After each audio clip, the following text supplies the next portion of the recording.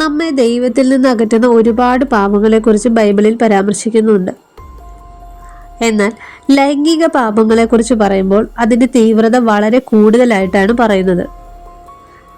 അതിന് വളരെ ഉത്തമ ഉദാഹരണമായി ചൂണ്ടിക്കാട്ടുന്നത് സ്വോദോം ഗോമോറയുടെ നാശം തന്നെയാണ്.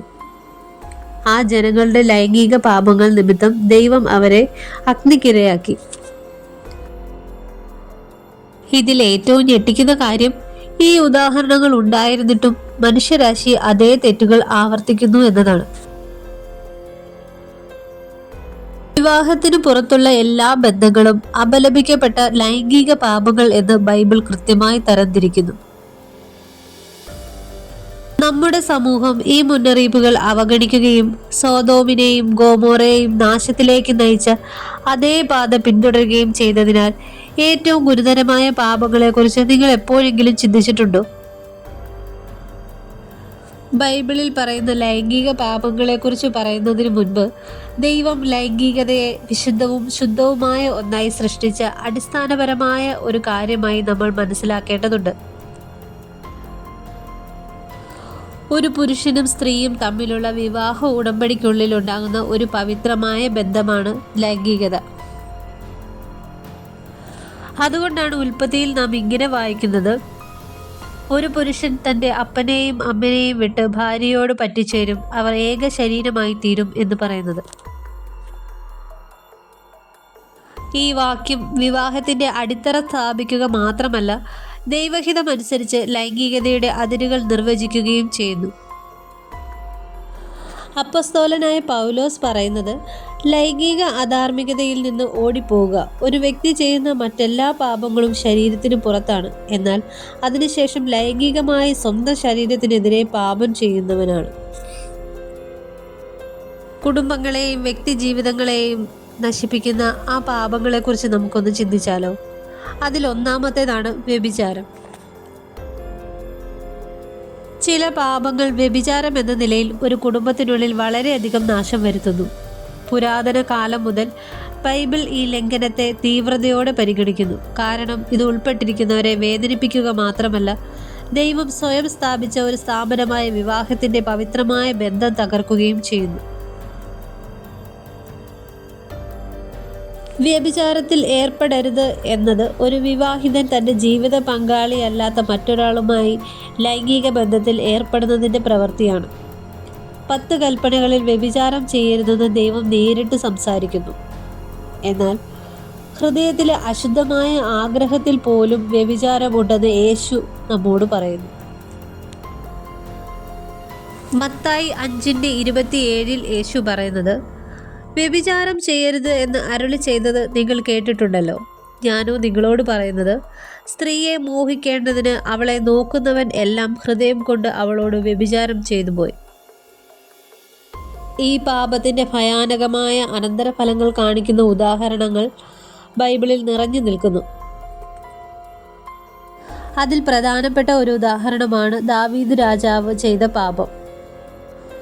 2 ശമൂവേൽ 11 വായിക്കുന്നത്, ഒരു നാൾ സന്ധ്യയാകാറായ സമയത്ത് ദാവീദ് മെത്തയിൽ നിന്ന് എഴുന്നേറ്റ് രാജധാനിയുടെ മാളികമേൽ ഉലാത്തിക്കൊണ്ടിരിക്കുമ്പോൾ ഒരു സ്ത്രീ കുളിക്കുന്നത് മാളികയിൽ നിന്ന് കണ്ടു. ആ സ്ത്രീ അതിസുന്ദരിയായിരുന്നു. ദാവീദ് ആളയച്ച് ആ സ്ത്രീയെപ്പറ്റി അന്വേഷിച്ചു.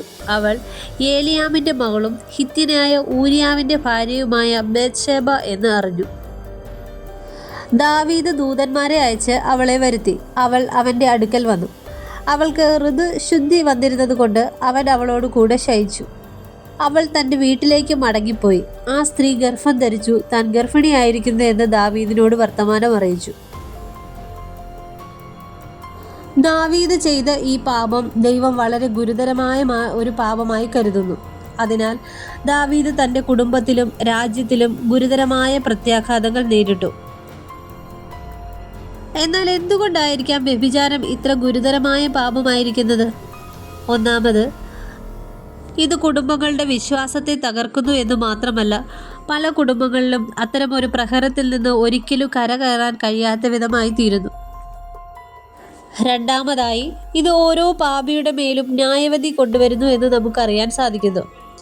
എബ്രായർക്ക് എഴുതിയ ലേഖനം 13 നാം ഇങ്ങനെ വായിക്കുന്നു: വിവാഹം എല്ലാവർക്കും മാന്യവും കിടക്ക നിർമ്മലവുമായിരിക്കട്ടെ.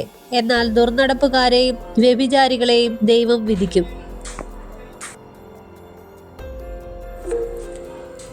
മൂന്നാമതായി, ഇത് നമ്മളെ ദൈവത്തിൽ നിന്ന് അകറ്റുന്നു. ഇവിടെ തൻ്റെ പങ്കാളിയെ വഞ്ചിക്കുക മാത്രമല്ല, ദൈവത്തോടുള്ള പ്രതിബദ്ധതയുടെ ലംഘനം കൂടിയാണ്.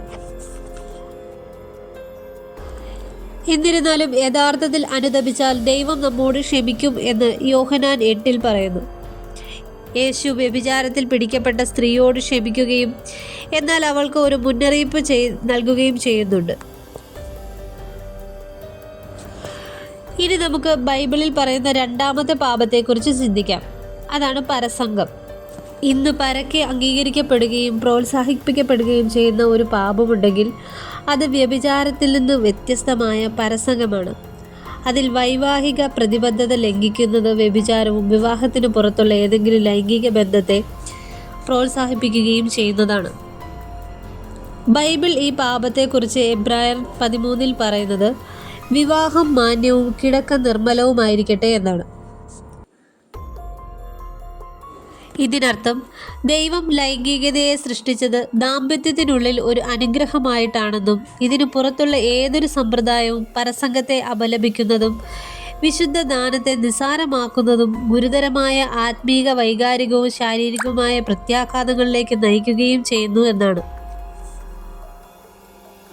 എന്തുകൊണ്ടാണ് പരസംഗം ഇത്ര അപകടകരമായിരിക്കുന്നത്? അതിലാദ്യത്തേത് അടുപ്പത്തിൻ്റെ ദൈവിക ഉദ്ദേശത്തെ ദുഷിപ്പിക്കുന്നു എന്നതാണ്. അതായത് ലൈംഗിക ബന്ധത്തിന് മുൻപ് ദൈവം വിവാഹത്തെ ഒരു ഉടമ്പടിയായി സ്ഥാപിക്കുന്നു. എന്നാൽ പരസംഗം ഈ ക്രമത്തെ മാറ്റിമറിക്കുകയും സന്തോഷത്തെ പ്രതിബദ്ധതയില്ലാത്ത ഒന്നാക്കി മാറ്റുകയും ചെയ്യുന്നു. രണ്ടാമത്തേത് വിനാശകരമായ പ്രത്യാഘാതങ്ങൾ കൊണ്ടുവരുന്നു. അതായത് ആസൂത്രിതമല്ലാത്ത ഗർഭധാരണങ്ങളും ഉപരിവിപ്ലവമായ ബന്ധങ്ങളും വർദ്ധിച്ച അവിശ്വാസവും ഈ പാപത്തിൻ്റെ ചില അടയാളങ്ങളാണ്. മറ്റൊന്ന്, അത് ദൈവത്തിനെതിരായ ഹൃദയത്തെ കഠിനമാക്കുന്നതിനാൽ ഒരു വ്യക്തി ലൈംഗിക പാപത്തിൽ ഏർപ്പെടുന്തോറും അവർ കർത്താവിൻ്റെ വഴികളിൽ നിന്ന് അകന്നു പോകുന്നു. ബൈബിളിലെ കാലത്ത് പുറംജാതീയ രാജ്യങ്ങൾക്കിടയിൽ പരസംഗം സാധാരണമായിരുന്നു. ഇന്ന് നമ്മൾ കാണുന്നത് ഇതേ മാതൃകയാണ്. മാധ്യമ സംസ്കാരം പ്രചരിപ്പിക്കുന്നതും സ്വാധീനങ്ങൾ പോലും പ്രതിബദ്ധതയില്ലാത്ത ഒരു ജീവിതത്തെ പ്രോത്സാഹിപ്പിക്കുന്നതും തത്വങ്ങൾക്ക് മുൻപിൽ ആനന്ദമായിരിക്കുന്നു. ബൈബിളിൽ പറയുന്ന മൂന്നാമത്തെ പാപം വേശ്യാവൃത്തിയും അനിയന്ത്രിതമായ കാമവുമാണ്. ഇതിനും ബൈബിളിൽ ഒരുപാട് ഉദാഹരണങ്ങളുണ്ട്. ബൈബിളിൽ പരാമർശിക്കുന്ന മറ്റൊരു പ്രധാന പാപം സ്വവർഗരതിയാണ്. അതാണ് സോദോം ഗൊമോറയിലെ ജനങ്ങളെ നാശത്തിലേക്ക് നയിച്ച പാപവും സ്വവർഗരതിയാണ്.